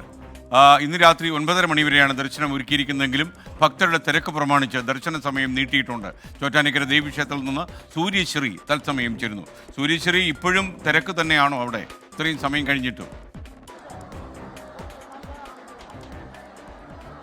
തീർച്ചയായും SKN, ചരിത്രപ്രസിദ്ധമായ ചോറ്റാനിക്കര ക്ഷേത്രത്തിലെ മകം തൊഴലിന്റെ അവസാനഘട്ട മണിക്കൂറുകളിലേക്ക് കടന്നിരിക്കുകയാണ്. പക്ഷെ 9:30-ക്ക് നടയടയ്ക്കും എന്നാണ് അറിയിച്ചിരുന്നെങ്കിലും ക്ഷേത്രത്തിലേക്ക് ഇപ്പോഴും വൻ ഭക്തജന തിരക്കാണ്. നമുക്ക് ദൃശ്യങ്ങളിൽ കാണുന്നത് പോലെ തന്നെ രാവിലെ തുടങ്ങിയ നീണ്ട ക്യൂ കൃത്യം 2 മണിക്ക് നട തുറന്നതിന് ശേഷം ഭക്തരെയെല്ലാം അകത്തേക്ക് പ്രവേശിച്ച ശേഷവും ഇപ്പോഴും ശക്തമായ ഒരു ക്യൂ നിലവിൽ തുടരുകയാണ്. ലക്ഷോപലക്ഷം ജനങ്ങളാണ് ഇവിടെ സർവാഭരണ വിഭൂഷിതയായ ദേവിയെ കണ്ട് മനം നിറഞ്ഞു തൊഴുത്, മനസ്സും ഒപ്പം കണ്ണും നിറഞ്ഞു തൊഴുത് ദേവിയെ കണ്ട് അവരുടെ സന്തോഷവും സങ്കടവും എല്ലാം ദേവിയിൽ അർപ്പിച്ച് മടങ്ങിപ്പോകുന്നത്. ഇപ്പോഴും ക്ഷേത്രത്തിലേക്ക് എത്തുന്ന ആളുകളുടെ എണ്ണത്തിൽ യാതൊരു കുറവുമില്ല. നേരത്തെ സൂചിപ്പിച്ചിരുന്നത് കൃത്യം 9:30-ക്ക് തന്നെ മകം തൊഴൽ ചടങ്ങ് അവസാനിപ്പിച്ച ശേഷം നടയടയ്ക്കുമെന്നാണ്. എന്നാൽ ഈ ഇത്തരത്തിലുള്ള ഭക്തരുടെ ഒരു തിരക്ക് പരിഗണിച്ച് അവസാന ഭക്തനെയും ദേവിയുടെ ഈ ഒരു ദർശന സായുജ്യം ലഭിച്ച ശേഷം മാത്രമായിരിക്കും നടയടക്കുകയുള്ളൂ എന്നാണ് ക്ഷേത്രം ഭാരവാഹികൾ അറിയിച്ചിരിക്കുന്നത്. നിലവിൽ പടിഞ്ഞാറ് ഭാഗത്ത് നിന്ന് സ്ത്രീകളുടെ ഒരു ക്യൂവും വടക്കു ഭാഗത്ത് നിന്ന് പുരുഷന്മാർക്കും കുടുംബമായി എത്തുന്നവർക്കുള്ള ക്യൂവുമാണ് ഒരുക്കിയിരിക്കുന്നത്. ആ ക്യൂവിലൊക്കെ തന്നെയും ഇപ്പോഴും ഈ സമയമായിട്ടും നിരവധി ആളുകളാണ് ഇത്തരത്തിൽ ദേവിയുടെ ഈ ഒരു ദർശന സായുജ്യം സിദ്ധിക്കുന്നതിന് വേണ്ടി ക്ഷേത്രത്തിലേക്ക് ഇപ്പോഴും വന്നുകൊണ്ടിരിക്കുന്നത്. ഇനി നമ്മളോടൊപ്പം ഇവിടെ ക്ഷേത്രം ഭാരവാഹികൾ ചേരുന്നുണ്ട്. നിലവിൽ ഇനി എന്തൊക്കെയാണ് ചടങ്ങുകൾ? നമുക്ക് ഇനി ദേവി ഇവിടുന്ന് എഴുന്നള്ളിച്ച് പോകണം. അതിന് അഭൂതപൂർവമായ ഒരു തിരക്കാണ് ഇവിടെ അനുഭവപ്പെട്ടുകൊണ്ടിരിക്കുന്നത്. എല്ലാവരെയും തൊഴിച്ചിട്ടേ വിടുള്ളൂ. ദേവി പുറത്തേക്ക് എഴുന്നള്ളിച്ച് പോയി മങ്ങാട്ട് മനയിൽ പോയി അവിടെ ഇറക്കി പൂജ കഴിഞ്ഞ് തിരിച്ചിവിടെ വന്നിട്ട് വേണം ഇന്ന് രാത്രിത്തെ അത്താഴപൂജയും ശ്രീഭൂതബലിയും എല്ലാം ഇന്നത്തെ ചടങ്ങുകളെല്ലാം കഴിയണമെങ്കിൽ ഈ ഭക്തജനങ്ങളെ മുഴുവൻ തൊഴിച്ചിട്ട് ഭഗവതി പോയിട്ട് വന്നിട്ട് വേണം ഈ ഇന്നത്തെ ചടങ്ങുകളെല്ലാം. ഇത് കഴിഞ്ഞിട്ട് വേണം നാളത്തെ ചടങ്ങുകൾ തുടങ്ങാനായിട്ട്. SKN, അത് തന്നെയാണ് അവസാന ഭക്തനെയും ദേവിയുടെ ഈ ഒരു സർവാഭരണ വിഭൂഷിത വൈഷ്ണവ ചൈതന്യത്തോടെ ജനങ്ങൾക്ക് മുന്നിൽ എത്തുന്ന, അല്ലെങ്കിൽ ഭക്തർക്ക് മുന്നിൽ സർവാഭരണ വിഭൂഷിതയായി സായുജ്യം അണയുന്ന ഈ ദേവിയുടെ ഒരു ദർശനം ലഭിക്കുന്നതിന് വേണ്ടി അവസാന ഭക്തനും ഈ ദർശനം ലഭിച്ച ശേഷം മാത്രമായിരിക്കും ക്ഷേത്രം നട അടക്കുക. നിലവിൽ ഇപ്പോഴും ഇവിടെ തിരക്കുകളൊക്കെ തുടരുകയാണ്. രാവിലെ വൈകുന്നേരം ഒരു മഴയുണ്ടായിരുന്നു, രാവിലെ ചൂടുണ്ടായിരുന്നു. എന്നാൽ ഈ ചൂടും മഴയും എല്ലാം തന്നെ ഈ ഭക്തരുടെ ഭക്തിക്ക് മുന്നിൽ അവഗണിച്ച് പോവുകയാണ് എന്ന് തന്നെ വേണം പറയാനായിട്ട്. നിലവിൽ ഇപ്പോഴും നീണ്ട ക്യൂ ആണ് ഭക്തരുടെ കാണാൻ സാധിക്കുന്നത്. ഏതായാലും ദർശന പുണ്യം തേടിയ ആളുകളൊക്കെ തന്നെയും ഇവിടെ നിന്ന് ഓരോരുത്തരായി മടങ്ങിക്കൊണ്ടിരിക്കുകയാണ്. ഏതായാലും ഇനി ദർശന സായുജ്യം അണഞ്ഞ ആളുകൾക്കൊക്കെ തന്നെയും ഇനി 1 വർഷക്കാലം നീണ്ട കാത്തിരിപ്പാണ് ഇത്തരത്തിൽ സർവാഭരണ വിഭൂഷിതയായ ദേവിയെ കാണുവാൻ. നിങ്ങൾക്കറിയുന്ന പോലെ ചോറ്റാനിക്കര ഭഗവതി ക്ഷേത്രത്തിൽ മകം തൊഴൽ കർമ്മം നടക്കുകയാണ്. ഇന്ന് 9:30 മണി വരെയായിരുന്നു അതിൻ്റെ സമയം. എന്നാൽ കുറച്ച് ഭക്തജന പ്രവാഹമാണ്, അതുകൊണ്ട് തന്നെ സമയം നീട്ടിയിട്ടുണ്ട് എന്നാണ് അവിടെ നിന്ന് നമ്മുടെ പ്രതിനിധികൾ അറിയിക്കുന്നത്. അതുപോലെ ആറ്റുകാൽ നാളെയാണ് പൊങ്കാല. ഒരുപക്ഷെ തിരുവനന്തപുരം കണ്ട ഏറ്റവും വലിയ വനിതാ സംഘമായിരിക്കും ഇത്തവണ ഉണ്ടാകാൻ പോകുന്നത്. കഴിഞ്ഞ കൊല്ലത്തേക്കാളും കൂടുതൽ വനിതകൾ എത്തുമെന്നാണ് പ്രതീക്ഷിക്കുന്നത്. 40 ലക്ഷം ആളുകൾ സംഗമിക്കുന്ന ഏഷ്യയിലെ തന്നെ ഏറ്റവും വലിയ വനിതാ സംഘമാണ് ആറ്റുകാലിൽ നടക്കുക. ആറ്റുകാൽ ഒരു വലിയ സംസ്കാരമാണ്. ആറ്റുകാലിലെ ഈ സംഗമ സമയത്ത് എല്ലാ വീടുകളിലും വാതിലുകൾ ഗേറ്റുകളൊക്കെ തുറന്നിടും. ആളുകളൊന്നും അടച്ചിടത്തില്ല. ആവശ്യമുള്ളവർക്ക് വെള്ളവും കട്ടൻ കാപ്പിയും മോരുവെള്ളമൊക്കെ കൊടുക്കും. ഓട്ടോറിക്ഷകളെല്ലാം ഫ്രീ ആയിട്ട് ഓടും. മിക്കവാറും സ്ഥലങ്ങളിൽ ഫ്രീ ആയിട്ട് ഭക്ഷണം കിട്ടും. അങ്ങനെയുള്ള രീതിയിലാണ് പോകുന്നത്. മലപ്പുറത്ത് കൂട്ടത്തലിന് ഒത്തുകൂടിയ വിദ്യാർത്ഥികളുടെ ശ്രമം പൊളിച്ച പോലീസ്. കോട്ടയ്ക്കൽ പുത്തൂർ ബൈപ്പാസിലാണ് സംഭവം. ജൂനിയർ വിദ്യാർത്ഥികളെ തല്ലാൻ പദ്ധതിയിട്ടത് മരവട്ടം ഗ്രേസ് വാലി കോളേജിലെ 3ാം വർഷ വിദ്യാർത്ഥികൾ. കോട്ടയ്ക്കൽ പോലീസ് എത്തി ഇവരെ കസ്റ്റഡിയിലെടുത്തു. 24 പ്രൈം ടൈം ബ്രേക്കിംഗുമായി ബിപിൻ സി വിജയൻ മലപ്പുറത്ത് നിന്ന് ചേരുന്നു. പറയൂ ബിപിൻ.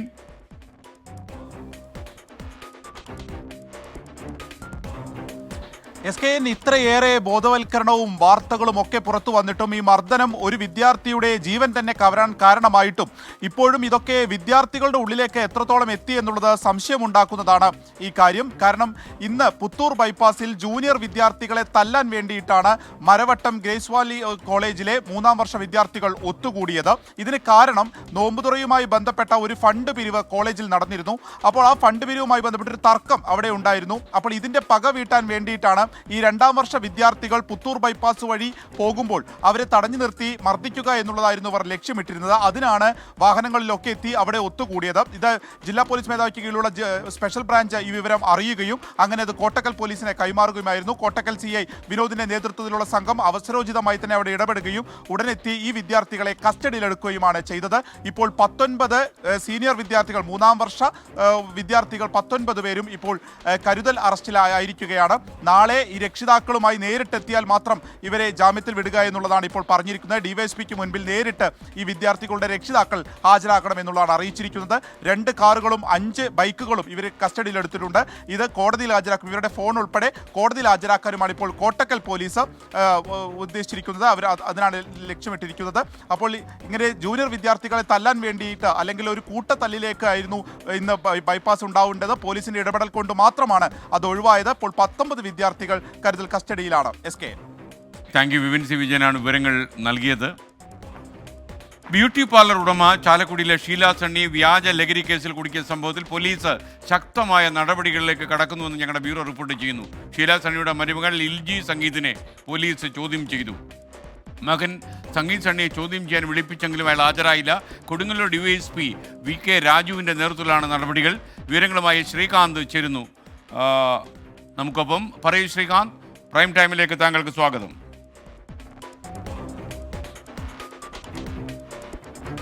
Good evening SKN. ഇപ്പോൾ ഏറ്റവും പ്രധാനപ്പെട്ട വാർത്ത, ഈ ചാലക്കുടി ബ്യൂട്ടി പാർലർ ഉടമ ഷീല സണ്ണിയെ വ്യാജ ലഹരി കേസിൽ പെടുത്തിയതുമായി ബന്ധപ്പെട്ട് പോലീസ് ശക്തമായ നടപടികളുമായി മുന്നോട്ട് പോകുന്നു എന്നുള്ളതാണ്. നേരത്തെ ഇത് പ്രത്യേക അന്വേഷണ സംഘത്തിന് കൈമാറിയതിനു ശേഷമാണ് അവരിപ്പോൾ നടപടികൾ ആരംഭിച്ചത്. ഷീല സണ്ണിയുടെ മരുമകളെ പോലീസ് ഇപ്പോൾ ചോദ്യം ചെയ്തിരിക്കുന്നു. ചാലക്കുടി പോലീസ് സ്റ്റേഷനിൽ വെച്ചാണ് ഇവരെ ചോദ്യം ചെയ്തത്. ഷീല സണ്ണിയുടെ മകൻ സംഗീത് സണ്ണിയെ ചോദ്യം ചെയ്യാൻ നോട്ടീസ് നൽകിയെങ്കിലും അയാൾ ഇന്ന് ഹാജരായില്ല. സംഗീത് സണ്ണിക്കും മരുമകൾ ലിൽജി സംഗീതിനും വീണ്ടും ഹാജരാകാൻ നോട്ടീസ് നൽകിയിട്ടുണ്ട് DYSP VK രാജു. ലിൽജി സംഗീതിന്റെ മൊഴി കൂടി നാളെ രേഖപ്പെടുത്താൻ പ്രത്യേക അന്വേഷണ സംഘം തീരുമാനിച്ചിട്ടുമുണ്ട്. കൊടുങ്ങല്ലൂർ DYSP VK രാജുവിന്റെ നേതൃത്വത്തിലാണ് ഈ നടപടികൾ പുരോഗമിക്കുന്നത്. SKN, ഒരു കാര്യം, ഈ കേസിലെ പ്രധാന പ്രതി നാരായണദാസ് ഇനിയും പിടിയിലാകാനുണ്ട്. ഇതിൽ നമ്മൾ നേരത്തെ തന്നെ റിപ്പോർട്ട് ചെയ്തിരുന്നു ഈ നാരായണദാസുമായി ഈ ഷീല സണ്ണിയുടെ മകൻ സംഗീതിന് ബന്ധമുണ്ട് എന്നുള്ളത്. അത് പോലീസും ഏറെക്കുറെ ഉറപ്പിക്കുന്ന രീതിയിലാണ് ചോദ്യം ചെയ്യലും അയാളെ വിളിച്ചു വരുത്താൻ നോട്ടീസ് നൽകലും ഒക്കെ നടന്നത്. കാത്തിരുന്ന് കാണാം അതിന്റെ മുന്നോട്ടുള്ള പോക്ക്. നാളെയും ചോദ്യം ചെയ്യലുണ്ടാകും. ശ്രീകാന്ത്, നിങ്ങൾക്കറിയുന്ന പോലെ ചാലക്കുടിയിലെ ഷീല സണ്ണി അവർ ചെയ്യാത്ത കുറ്റത്തിന് 72 ദിവസം ജയിലിൽ കിടന്ന ആളാണ്. എക്സൈസുകാർ ആരോ ഒളിപ്പിച്ചു വെച്ച മയക്കുമരുന്നിൽ എക്സൈസുകാർ മൂക്കുത്തി വീഴുകയും അവസാനം അവരെ അറസ്റ്റ് ചെയ്യുകയും ഒക്കെ ചെയ്ത കേസാണിത്. അവസാനം കോടതി ശിക്ഷ 72 ദിവസം ജയിലിൽ കിടന്നു കഴിഞ്ഞപ്പോഴാണ് അവർ നിരപരാധിയാണ് എന്ന് അറിഞ്ഞത്. അതുകൊണ്ട് ഇപ്പോഴാണ് ആ കേസിൻ്റെ അന്വേഷണം വളരെ സീരിയസ് ആയി നടക്കുന്നത്. ഈ കേസിൽ ഏറ്റവും അടുത്ത ബന്ധുക്കളെയാണ് പോലീസിന് സംശയം എന്നതാണ് ഏറ്റവും പ്രധാനപ്പെട്ട കാര്യം. വയനാട് മാനന്തവാടി വള്ളിയൂർക്കാവിൽ പോലീസ് ജീപ്പ് പിടിച്ച് വഴിയോര കച്ചവടക്കാരൻ മരിച്ചു. വള്ളിയൂർക്കാവ് സ്വദേശി തോട്ടുങ്ങൽ ശ്രീധരനാണ് മരിച്ചത്. പ്രതിയുമായി കണ്ണൂരിൽ നിന്ന് വന്ന പോലീസ് ജീപ്പ് തലകീഴായി മറിഞ്ഞു. വൈകിട്ട് 3 മണിയോടെയാണ് മാനന്തവാടി പനമരം റോഡിൽ വള്ളിയൂർക്കാവിനടുത്ത് അപകടമുണ്ടായത്. കണ്ണൂർ ജയിലിൽ നിന്ന് മാഹി സ്വദേശിയായ തടവുകാരനുമായി മാനന്തവാടിയിലേക്ക് വരികയായിരുന്നു അമ്പലവയൽ സ്റ്റേഷനിലെ ജീപ്പ്. നിയന്ത്രണം വിട്ട ജീപ്പ് വഴിയോര കച്ചവടക്കാരനായ ശ്രീധരനെ ഇടിച്ചു തെറിപ്പിച്ചു. ശേഷം ആൽത്തറയിൽ ചെന്നിടിച്ച് തലകീഴായി മറഞ്ഞു. പ്രതിയായ മാഹി സ്വദേശി പ്രബീഷ്, പോലീസ് ഉദ്യോഗസ്ഥരായ പ്രശാന്ത്, ജോളി സാമുവൽ, കൃഷ്ണൻ എന്നിവർക്ക് പരിക്കേറ്റു. മാനന്തവാടി മെഡിക്കൽ കോളേജിൽ എത്തിച്ചെങ്കിലും ശ്രീധരനെ രക്ഷിക്കാനായില്ല.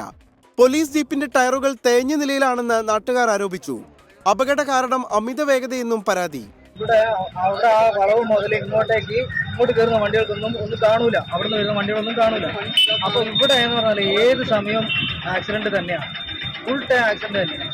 രാത്രിയൊക്കെ സമയത്ത് വരുന്ന വണ്ടികളുടെ സ്പീഡ് കണ്ടു കഴിഞ്ഞാൽ കണ്ണും തള്ളി ഇരുന്നു അതേപോലത്തെ വരുന്നത്. വള്ളിയൂർക്കാവിലെ ഈ റോഡ് സ്ഥിരം അപകട മേഖലയാണ്. സ്പീഡ് ബ്രേക്കർ സ്ഥാപിക്കാത്തതാണ് അപകടത്തിന് കാരണം. ചാറ്റൽ മഴയിൽ റോഡ് കുതിർന്നിരുന്നു. ജീപ്പ് എടുത്തു മാറ്റാനുള്ള നീക്കത്തിനെതിരെ നാട്ടുകാർ പ്രതിഷേധവുമായി രംഗത്തു വന്നു. പോലീസ് ഉദ്യോഗസ്ഥരെത്തിയാണ് രംഗം ശാന്തമാക്കിയത്. മോട്ടോർ വാഹന വകുപ്പ് വാഹനവുമായി ബന്ധപ്പെട്ട പരിശോധന നടത്തി. 24 തൃശൂർ തിരുവില്ലാമലയിൽ കാളയുടെ കുത്തേറ്റ് സ്ത്രീക്ക് പരിക്കേറ്റു. തിരുവില്ലാമലയിലെ മൂച്ചിക്കൽ വീട്ടിൽ പ്രസന്നകുമാരിക്കാണ് പരിക്കേറ്റത്. ഓട്ടോറിക്ഷയിൽ നിന്ന് വന്നിറങ്ങിയ പ്രസന്നകുമാരിയെ പിറകിൽ നിന്നും കാള ആക്രമിച്ച് വീഴ്ത്തുകയായിരുന്നു. സൂരജ് സജി തൃശൂരിൽ നിന്ന്. സൂരജ്, പറയൂ. ഇന്ന് വൈകുന്നേരമാണ് തിരുവില്ലാമലയിൽ ഓട്ടോറിക്ഷയിൽ നിന്ന് ഇറങ്ങിയ പ്രസന്നകുമാരിക്ക് കുത്തേൽക്കുന്നത്. ഈ പരിസര പ്രദേശങ്ങളിൽ നിരവധി കാളകൾ ഇത്തരത്തിൽ അലഞ്ഞു തിരിഞ്ഞ് നടക്കുന്നുണ്ട്. അതിനിടയിലാണ് ഇന്ന് വൈകുന്നേരം പ്രസന്നകുമാരി ഓട്ടോറിക്ഷയിൽ വന്ന ഈ മേഖലയിൽ ഇറങ്ങുന്നത്. പുറകിൽ നിന്ന് വന്ന കാള പ്രസന്നകുമാരിയെ കുത്തുകയായിരുന്നു. അത് ഇടിയുടെ ആഘാതത്തിൽ പ്രസന്നകുമാരി തെറിച്ചു വീഴുന്നു. ആ സമയത്ത് തന്നെ ബോധക്ഷയം ഉണ്ടായി എന്നുള്ളതാണ് ഈ നാട്ടുകാർ പറയുന്നത്. പിന്നീട് അവിടെ ഉണ്ടായിരുന്ന ഓട്ടോറിക്ഷ ഡ്രൈവർമാരെല്ലാവരും കൂടിയാണ് പ്രസന്നകുമാരിയെ ഇപ്പോൾ ആശുപത്രിയിലേക്ക് മാറ്റിയിരിക്കുന്നത്. പരിക്ക് ഗുരുതരമല്ല എന്നുള്ളതാണ് ഈ പ്രദേശവാസികളും അതോടൊപ്പം തന്നെ ആശുപത്രി അധികൃതരുമായി സംസാരിക്കുമ്പോഴൊക്കെ അവർ പറയുന്നത്. പക്ഷേ ഒരു പ്രധാന പ്രശ്നമായി അവർ ചൂണ്ടിക്കാണിക്കുന്നത് തിരുവില്ലാമലയിൽ ഇത്തരത്തിൽ ഈ കാളകൾ ഇറങ്ങി നടക്കുന്നത് നിത്യസംഭവമാണ്. അത് പലപ്പോഴും ഈ ആളുകളെ ആക്രമിക്കുന്നുണ്ട്. നേരത്തെയും സമാനമായ സംഭവം റിപ്പോർട്ട് ചെയ്യപ്പെട്ടിട്ടുണ്ട്. അതിന് ഒടുവിലത്തെ സംഭവമാണ് ഈ പ്രസന്നകുമാരിയുടേത്. അതുകൊണ്ട് തന്നെ ഈ കാളകളെ ഈ പിടികൂടി ഏതെങ്കിലും ഒരു കേന്ദ്രത്തിലേക്ക് അടക്കം മാറ്റിപ്പാർപ്പിക്കുന്നതിന് നടപടികൾ വേണമെന്ന ആവശ്യമാണ് ഈ നാട്ടുകാർ ഉന്നയിക്കുന്ന സ്കേറ്റ്. Okay, thank you. Pavithran Pathirapatti പറയുന്നു, താങ്കൾക്ക് ഇന്ന് എന്തോ ഒരു ടെൻഷൻ ഉള്ളതുപോലെ. ടെൻഷനൊക്കെ ഉണ്ട്. മനുഷ്യർക്ക് ടെൻഷൻ ഇല്ലാത്ത മനുഷ്യരാരാ? ഇനി വാൽകൃഷ്ണൻ.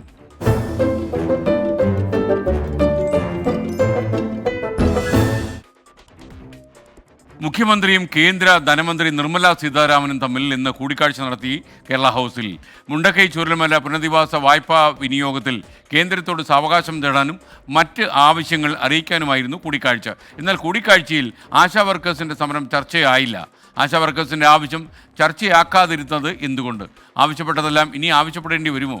എം അഫ്സലിൻ്റെ വാൽകൃഷ്ണൻ. അങ്ങനെ കേന്ദ്രത്തിൽ നിന്ന് കിട്ടേണ്ട ചില വിഹിതങ്ങൾ ആവശ്യപ്പെടാനും കിട്ടിയ വിഹിതം തന്നെ ചെലവാക്കാൻ കുറച്ചുകൂടെ സമയം നീട്ടിത്തരണമെന്ന് പറയാനും വേണ്ടിയിട്ട് ഡൽഹിക്ക് വണ്ടി കയറി.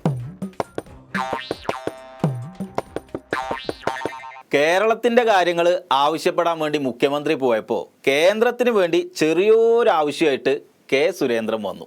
കേരളത്തെ കേന്ദ്രം അവഗണിക്കുന്നു എന്നുള്ള വ്യാജ പ്രചരണം തുടർച്ചയായി പിണറായി വിജയൻ സർക്കാർ നടത്തിക്കൊണ്ടിരിക്കുന്ന ഈ വ്യാജ പ്രചരണം ഇനിയെങ്കിലും അവസാനിപ്പിച്ച് കേരള ജനതയോട് മാപ്പ് പറയാൻ പിണറായി വിജയനും ഇടതുപക്ഷ സർക്കാരും തയ്യാറാവണമെന്ന് ആവശ്യപ്പെടുകയാണ്. അത് മുഖ്യമന്ത്രി വന്നിട്ട് നിങ്ങൾ തന്നെ നേരിട്ട് അങ്ങോട്ട് പറയാക്കര നല്ലത്. ഇനിയിപ്പോൾ കേന്ദ്രത്തിനോട് ആവശ്യപ്പെടാൻ വേറെ ആരെങ്കിലും വിടണോ? പക്ഷെ അതിനൊരാൾ മുന്നിട്ടിറങ്ങിയാൽ നടക്കും. ഒരാൾ മുന്നിട്ടിറങ്ങിയിരുന്നു. ഇവിടെ കൊടുന്ന് കുറച്ച് കൊടയൊക്കെ കൊടുത്തിരുന്നു. മൂപ്പരിറങ്ങിയിട്ട് എന്താ പറഞ്ഞേന്നറിയില്ല. ഒരു രാഷ്ട്രീയ കലർപ്പുമില്ലാതെ അവിടെ എത്തിച്ചിട്ടുണ്ട്. അതിന്റെ ഫലം നേരിയ ലെവലിൽ കണ്ടു തുടങ്ങിയിട്ടുണ്ട്. അപ്പൊ നേരിയ ലെവലില് വല്ലതും കിട്ടി തുടങ്ങിയോ? കേന്ദ്രവും സംസ്ഥാനവും തമ്മിലുള്ള പണമിടപാടിൽ ആശാവർക്കർമാർക്ക് യാതൊരു റോളും ഇല്ല ഇതിനകത്ത്. ആശാവർക്കർമാര് സമരം തുടരുകയാണ്. നേരിയ തോതിലൊന്നും സമരത്തിനൊരു അയവുമില്ല. ഇത് പെട്ടെന്ന് മരമൊന്നുമില്ല പണം കായ്ക്കുന്നത്. അപ്പൊ പണം കായ്ക്കണ മരം ഉണ്ടാവുന്നത് വരെ ആശാവർക്കർമാർ സമരം തുടരേണ്ടി വരുമോ എന്നാണ് സംശയം. കേരള സർക്കാരിന്റെ ഭരണപരാജയങ്ങളും കേരള ഗവൺമെന്റിന്റെ പിടിപ്പുകേടും മറച്ചുവെക്കാൻ തുടർച്ചയായി കേന്ദ്രത്തെ പഴിചാരുന്ന സമീപനമാണ് ഈ സർക്കാർ സ്വീകരിക്കുന്നത്. അല്ല നിങ്ങൾ പേടിക്കണ്ട, ഇന്നൊരു കൂടിക്കാഴ്ച നടന്നല്ലോ, അത് നിങ്ങൾ അറിഞ്ഞിട്ടില്ലേ? ആളുകൾ ഇപ്പോൾ അവിടെ എവിടെയും ചായ കടയിലോ അല്ലെങ്കിൽ കണ്ടു വിചാരിച്ചിട്ട് ഉടനെ കൂടിക്കാഴ്ചയാണ്. അപ്പൊ ഈ കൂടിക്കാഴ്ച കൊണ്ടും ഒന്നും നടക്കൂലേ? തമ്പുരാനിലാണ് ഞങ്ങളുടെ പ്രതീക്ഷ. മുന്നിൽ അധ്യായുണ്ടെങ്കിൽ പിന്നിൽ കണിമംഗലത്താർ മുഴുവൻ ഉണ്ടാവും. കൊളപ്പുള്ളി അപ്പം തിരുവാഭരണം വിട്ടു തരണ്ടേ? ശ്രമിക്കാം, അത് ആത്മവിശ്വാസം. അങ്ങനെ ആത്മവിശ്വാസം വീണ്ടെടുത്ത് ഡൽഹിക്ക് പോയി ചോദിക്കാൻ തന്നെ തീരുമാനിച്ചു. ഞങ്ങളെ നിരാശരാക്കി മടക്കി അയക്കരുത്. പക്ഷെ ഈ ചോദ്യങ്ങളിലൊന്നും ഉൾപ്പെടാത്ത ആശാ വർക്കർമാര് നിരാശയിലായി. മുഖ്യമന്ത്രി ആ ചർച്ചയിൽ പാവപ്പെട്ട ആശാ വർക്കർമാരുടെ വിഷയം കൂടെ ഉണ്ടാവുമെന്നാണ് ഞാൻ വിചാരിക്കുന്നത്. അത് മുഖ്യമന്ത്രി ഉന്നയിച്ചോ? ഇതാണ് നിങ്ങളുടെ കുഴപ്പം. സായിപ്പിനെ കാണുമ്പോൾ കവാത്ത് മറക്കും. ഇപ്പൊ മറന്ന ആവശ്യങ്ങൾ മറക്കാതെ അടുത്ത കൂടിക്കാഴ്ചയിൽ ആവശ്യപ്പെടാന്, ഇപ്പോ ആവശ്യപ്പെട്ട കാര്യങ്ങൾ നടക്കണമെങ്കിൽ എത്ര നടത്തം ഇനി നടക്കേണ്ടി വരുന്ന് കാത്തിരുന്ന് കാണാം. ഇതോടെ പ്രൈം ടൈം അവസാനിക്കുന്നു.